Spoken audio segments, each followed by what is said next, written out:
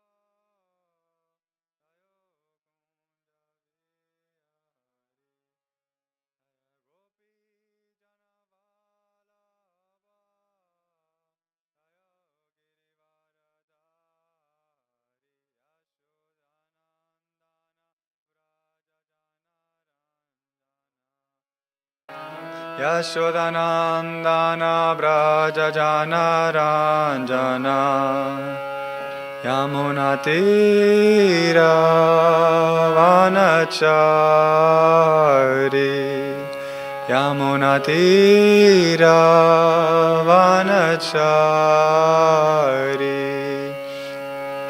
Jayo Radha Madhava Jayo Kunja Vihari Jayo Radha Madhava Jayo Kunja Vihari Jaya Gopi Janavalabha Jayo Girivaradari Jaya Gopi Janavalabha Jayo Girivaradari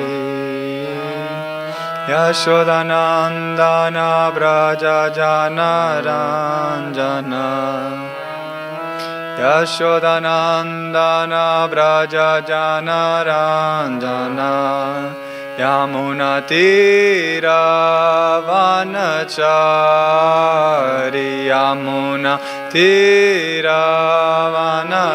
Vanachari Jaya Radha Madhava Jaya Kunja Vihari Jaya Radha Madhava Jaya Kunja Vihari Jaya Gopi Janavalabha Jaya Girivaradari Gopi Janavalabha Jaya Girivaradari Yashodanandana Brajajanaranjana Yashodanandana Brajajanaranjana Yamunatira Vanachari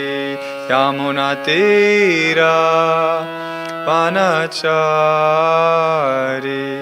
Jaya Radha Madhava Jaya Kunja Vihari Jaya Radha Madhava Jaya Kunja Vihari Jaya Gopi Janavalabha Jaya Girivaradari Jaya Gopi Janavalabha Jaya Girivaradari Yashodanandana Brajajanaranjana Yashodanandana Brajajanaranjana Yamunatira Vanachari Yamunatira Vanachari Hare Krishna Krishna Krishna Hare Hare Hare Rama Rama Rama Hare Hare Hare Krishna Krishna Krishna Hare Hare Hare Rama Rama Rama Hare Hare Hare Krishna Krishna Krishna Hare Hare Hare Rama Rama Rama Hare Hare Hare Krishna Krishna Krishna Hare Hare Hare Rama, Hare Rama, Rama Rama, Hare Hare, Hare Krishna, Hare Krishna, Krishna Krishna, Hare Hare, Hare Rama, Hare Rama, Rama Rama, Hare Hare, Hare Krishna, Hare Krishna, Krishna Krishna, Hare Hare, Hare Rama, Hare Rama, Rama Rama, Hare Hare, Hare Krishna, Hare Krishna, Krishna Krishna, Hare Hare, Hare Rama, Hare Rama, Rama Rama, Hare Hare, Hare Krishna, Hare Krishna, Krishna Krishna, Hare Hare, Hare Rama, Hare Rama, Rama Rama, Hare Hare. Prabhupada, Prabhupada, Prabhupada, Jaya Jaya Prabhupada, Jaya Jaya Prabhupada, Prabhupada, Prabhupada, Jaya Jaya Prabhupada, Jaya Jaya Prabhupada, Prabhupada, Prabhupada, Jaya Jaya Prabhupada, Nitai Gaura Haribol, Haribol, Haribol, Nitai Gaura Haribol, Nitai Gaura Haribol, Haribol, Haribol, Nitai Gaura Haribol, Nitai Gaura Haribol, Haribol, Haribol, Nitai Gaura Haribol, Nitai Gaura Haribol, Haribol, Haribol, Nitai Gaura Haribol.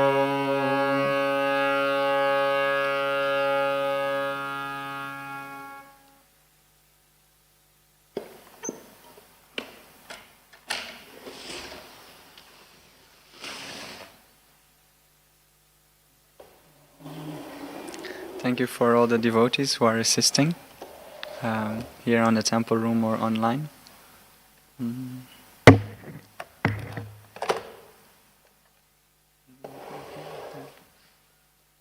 So today we are reading from Srimad Bhagavad Gita, in the 3rd chapter, verse 34. Om Namo Bhagavate Vasudevaya. Om Namo Bhagavate Vasudevaya. Om Namo Bhagavate Vasudevaya.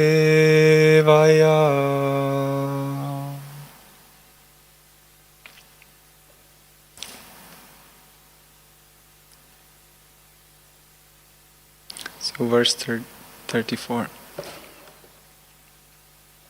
Indriyashyandriya sharyate ragadveshau vyavashtitau tayorna vasham agachet tauhi asya paripantinau.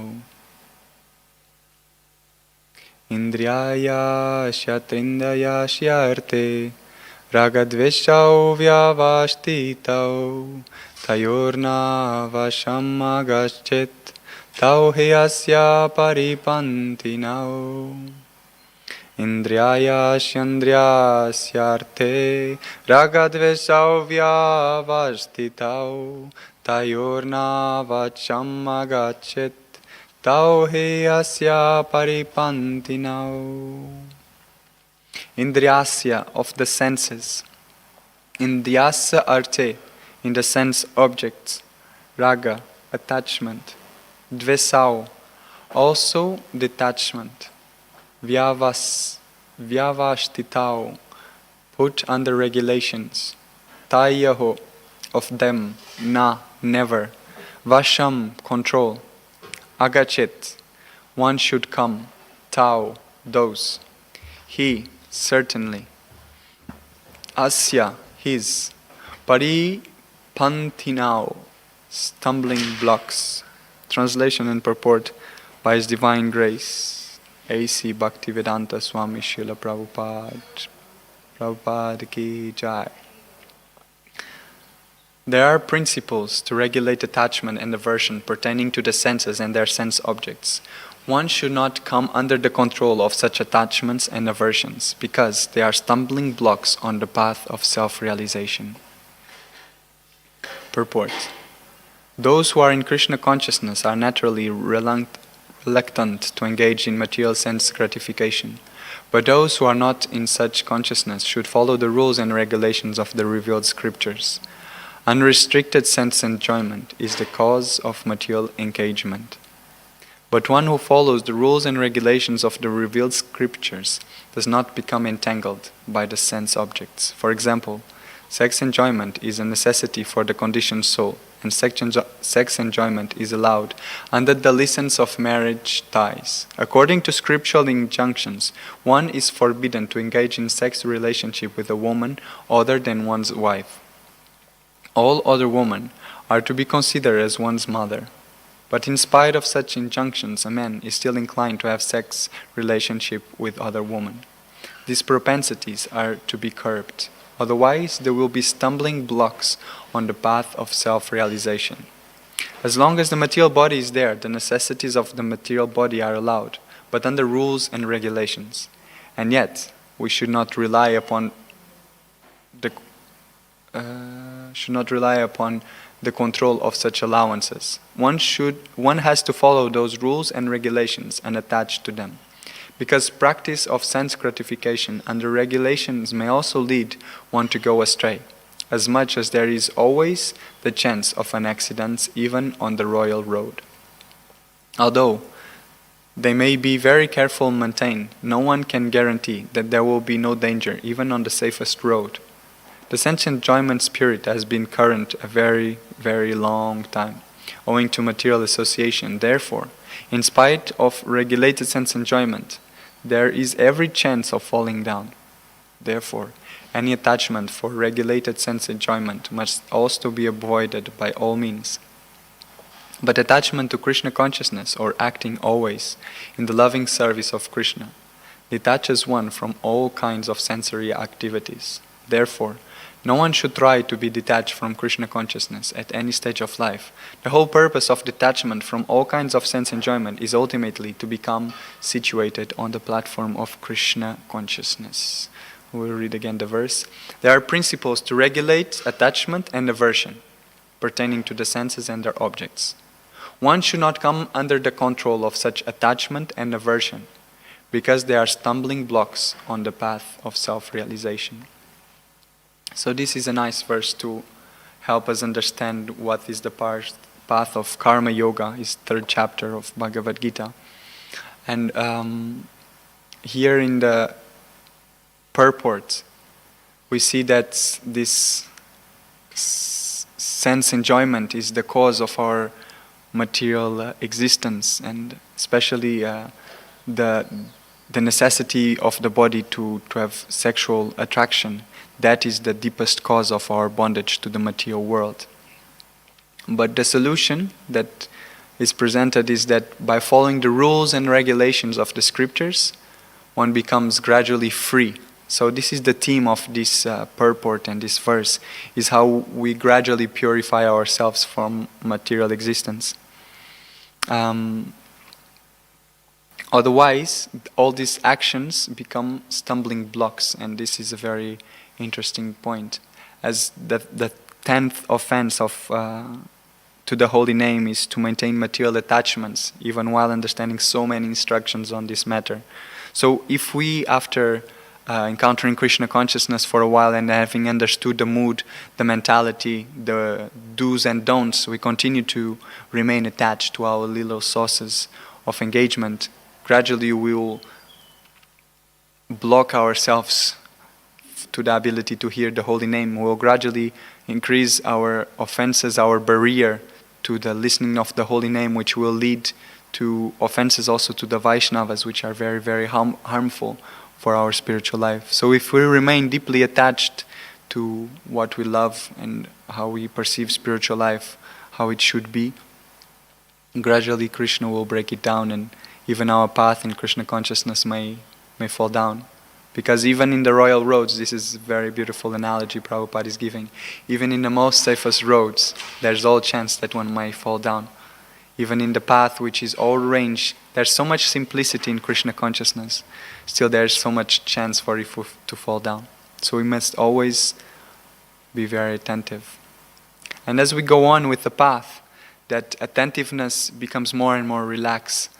When we are driving on the road in the night time, there's small lights, the reflection of the trace of the line.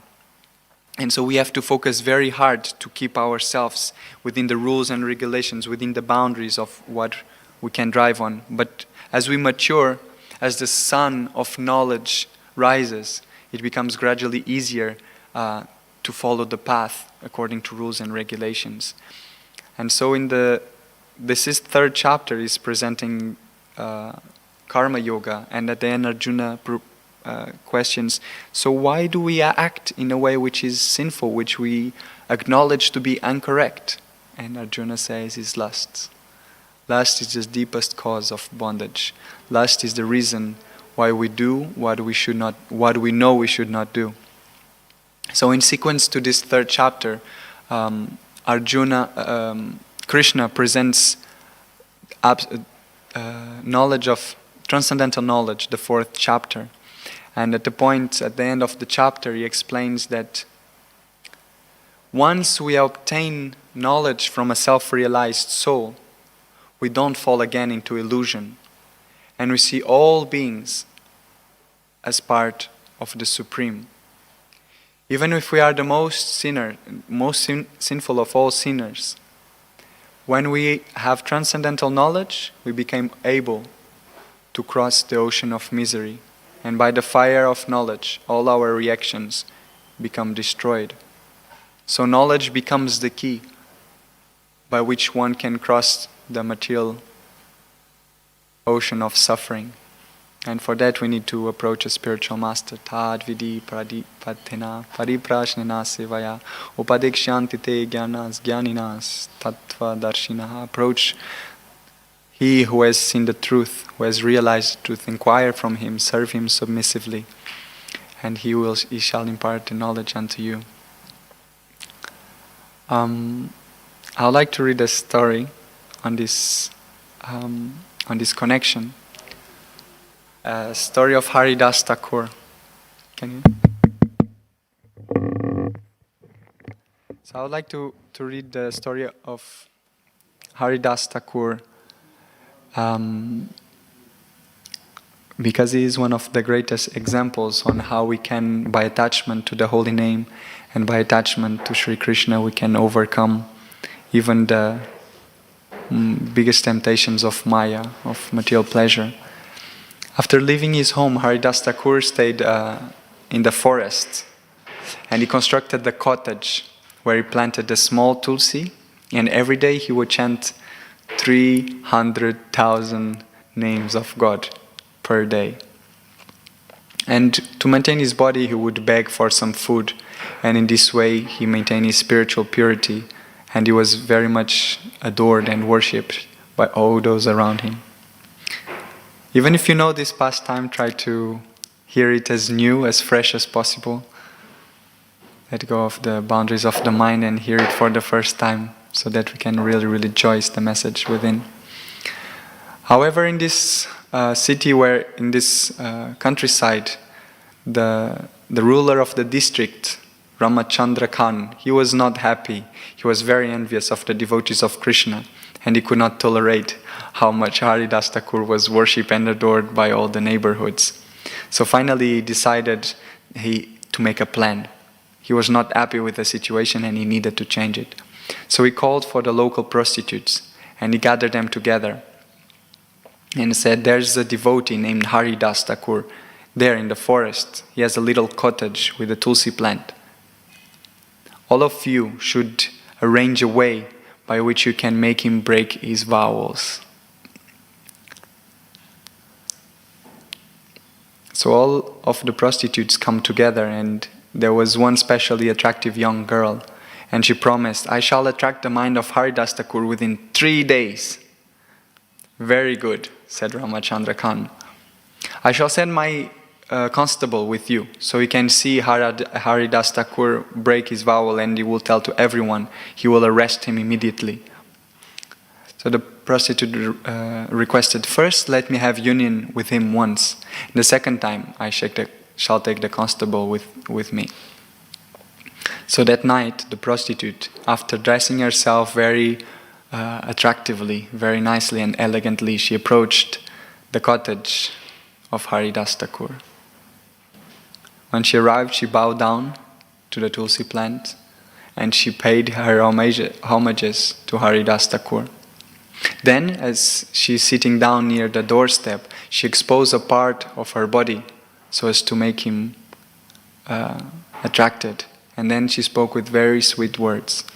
My dear Thakur, oh great preacher, great devotee, you are so beautifully built, and your youth is just beginning. What woman could control her mind after seeing you? I am so eager to be united with you. My mind is greedy for this. I don't obtain, I shall die. If I don't obtain, I shall die.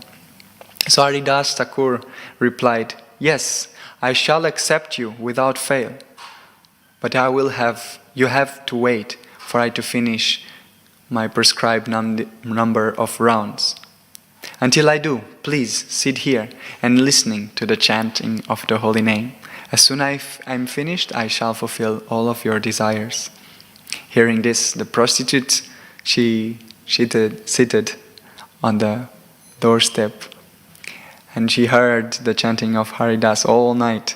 So the sun rised, and disappointedly she got up and left. She approached Ramachandra and said, today Haridas Thakur has promised to be united with me. So tomorrow I shall certainly be united with him. So the next day, the prostitute comes again to Haridas Thakur's cottage. She bows down, she pays her obeisances to Tulsi and to him. And Haridas Thakur says, oh, I'm so sorry, last night you were so disappointed. Please excuse my offenses. I shall certainly accept you tonight. Please, sit down here, hear the chanting of the Hare Krishna Maha Mantra until I finish my prescribed number of rounds. Then your desires will be fulfilled. So she sat down at the door, and again she heard the mantra Hare Krishna, Hare Ram all night long. And in her mind she began, Oh Krishna, Oh Ram. And the whole night went on. And she became restless. The sun rose, she left, and nothing happened again. She was disappointed. So in the night, before she left, Haridas told her, I have made a vow to chant 10 million names of Krishna this month. The month is coming to an end, and so I'm doing my best so that I can finish my vows. Tomorrow, my vow should be fulfilled, and then it will be possible for us to enjoy in full freedom. Haridas Thakur didn't really want to enjoy with her, but he was just looking for the opportunity to deliver her. When he knew that she was coming, he gave her the opportunity to hear the Maha Mantra from the words of a pure devotee, and in this way be purified in heart. So the prostitute returned to Ramachandra and told him what happened. So the next night she went earlier, and in the beginning of the evening, she stayed with Haridas. She offered her obeisances to the Tulsi and to him. And she sat at the doorstep again, waiting for him to finish his rounds. And he said, "Today it will be possible for me to finish my vow of chanting 10 million names of Krishna. Then I will satisfy your desires." Then morning come. Haridas Thakur was chanting because of his association. Srila Das Thakur was still chanting. But because of his association, the prostitute mind had changed. She felt at his lotus feet and confessed that Ramachandra Khan had sent her to pollute him, to make him break his vows. Because I had taken my profession as a prostitute, I have performed unlimited sinful acts. O great Vaishnav, please be merciful unto me. Deliver this fallen soul. Haridas Thakur replied, "I know everything about the conspiracy of Ramachandra Khan. He is nothing but the ignorant fool. Therefore, his activities do not make me feel unhappy. I would have left this place immediately. But then I understood his plan, and I saw the opportunity to deliver you, and so I stayed." The prostitute said, "Kindly, please act as my spiritual master. Instruct me in the duty so I can be free from material existence." Haridas Thakur said, "Immediately go home. Distribute whatever property you have to the Brahmins. Then come back to this cottage and stay here forever in Krishna consciousness. Chant the Hare Krishna Mahamantra continuously and serve Tulsi plant by watering her and offering her prayers. In this way, you will very soon attain the shelter of Shri Shri Radha and Krishna." After giving the prostitute the instructions, he stood up and left the place chanting, "Hare Krishna, Krishna Krishna, Hare Hare, Hare Ram, Ram Ram, Hare Hare." So she followed his instructions. He went home and distributed all of her possessions to the Brahmins. And she shaved her head and stayed in a cottage in the forest, wearing only a cloth. And in the footsteps of her spiritual master, she chanted 300,000 names every day. She chanted the whole day and night. She worshipped Tulsi. She was eating very, very little food. And so she became very, very thin, but also master over her senses. As soon as she mastered her senses, the symptom of love of God appeared in her body. And in this way, she became a very famous devotee. She became very advanced in spiritual life, and many devotees would come to visit her. When people saw her sublime character, they were astonished, and everyone praised the glories of Haridas Thakur. As we see, chanting the holy name helped Haridas Thakur to restrict the temptation by the prostitute. If you contrast with our saints such as Vishwamitra, who attempted the path of self-realization through self-effort, you can see that self-effort alone is not enough. The grace of God is also required. So even though there are many rules and regulations by which we can come to control our senses, ultimately we need the grace of God to overcome our obstacles, to overcome our anarthas, and to be pure in mind. By the mercy of the acharyas and the saints, such Haridas Thakur is one of the greatest examples, and we should pray to him for shelter when we feel tempted by sense enjoyment, or when our chanting is very perturbed, because he's Namacharya. He's the Acharya of Nam. So he's a great shelter, and as we know, Vaishnavas are trees of mercy and fulfill all of our desires. So if we are able to take shelter from such Vaishnavas, then the stumbling blocks in our path will be dissolved, gone, and a new grace, a new space of light will emerge. Another point which is presented at the end of the purport is is that we should not be. It says that attachment for regulated sense enjoyment must also be avoided.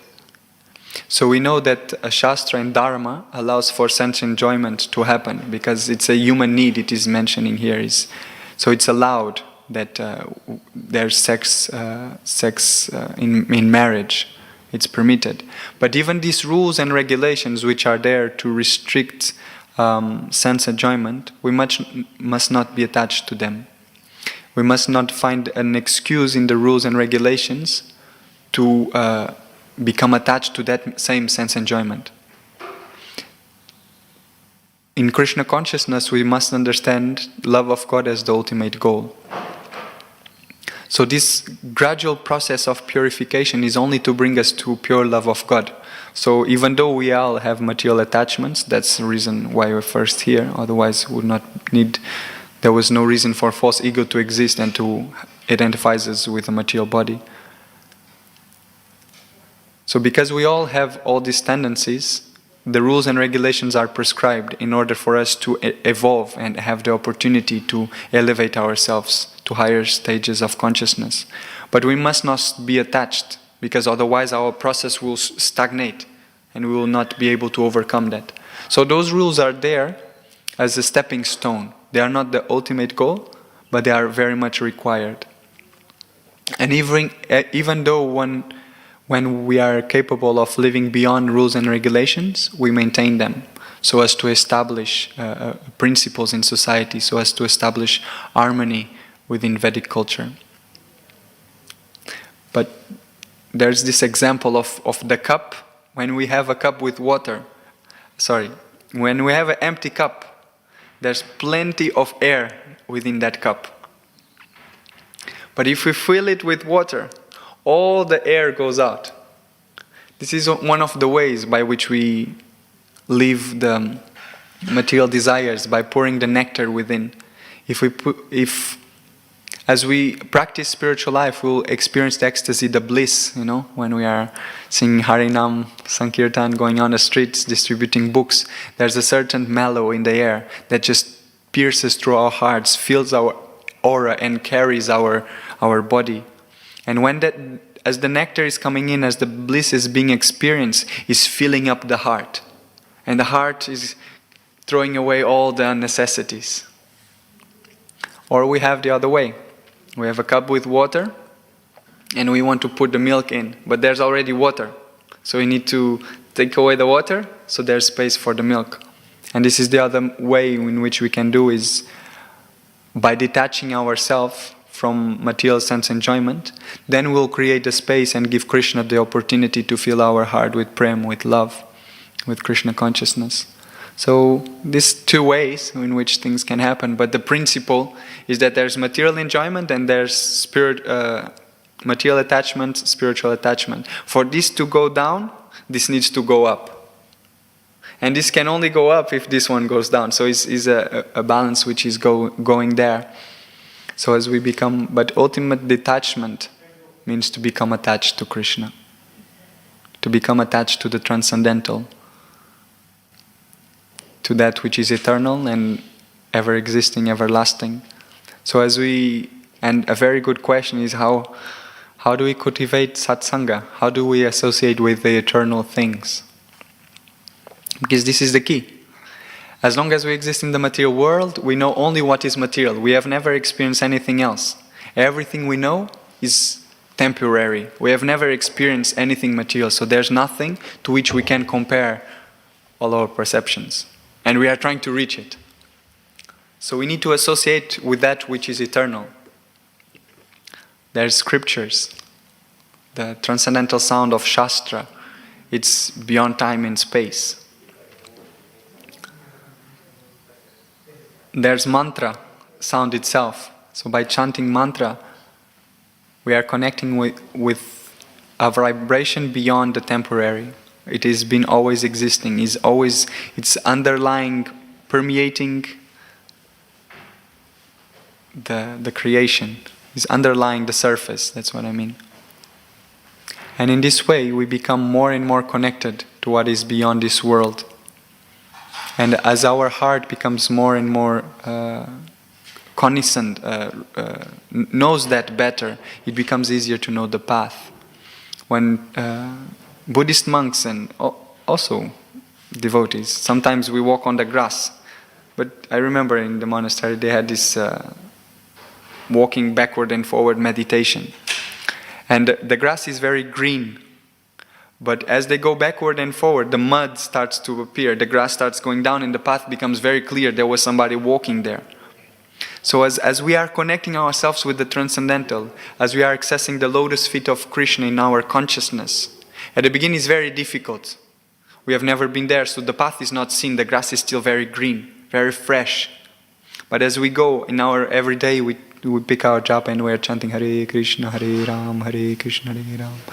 And the path is becoming easier. We are knowing better the lotus feet, the shelter of the lotus feet of Sri Krishna and Sri Guru. And in this way, we gradually become in contact with the transcendental, and we gradually become transcendental ourselves. Our consciousness becomes purified, and we see things as they are. So this is my humble sharing. I'm sorry for my shortcomings. I'm only a beginner, so please forgive me and bless me. I don't know if is there any question or any commentaries for our large public. I really like the story, especially when you said, try and forget that you know the story, act like you Yeah. hear it for the first time. I tried my best, and I think I got somewhere. Otherwise, I would have been just like, and then I tried to introspect more things. So it was a really nice reflection to take me through that entire thing. And the analogies with the air and the milk, this really helped me to understand that it just needs to go away for Krishna consciousness to happen. We really need to just get rid of everything that's there already. It's like almost destroy or abandon everything that you thought was considered normal, everything you considered you liked, even your personality traits that just affected by life. Actually, Yes. We'll need to change. So it was really nice analogy, and also this analogy with the walking in the grass. Chanting every day. We go to a certain place. Yeah. We don't know how to get back there sometimes. So it just means that every day we have to walk on the grass again, find where we went last time, and then the grass and path was okay. I really like that analogy. Thank you. Yeah. Especially like this story first for the opportunity to glorify the real Vaishnavas who help us to understand what Vaishnavism is all about. And because it's, for me, a very hopeful view of life, where I say I have no chance. But when I see such Vaishnavas who are tempted to such a deep level, we are directly confronted, and they still like unshakable, unmovable, like their faith is so steady.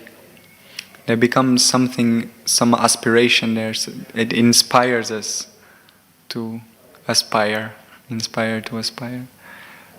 it gives us hope. I feel very hopeful in the sense that the Vaishnavas are here and they are supporting us all.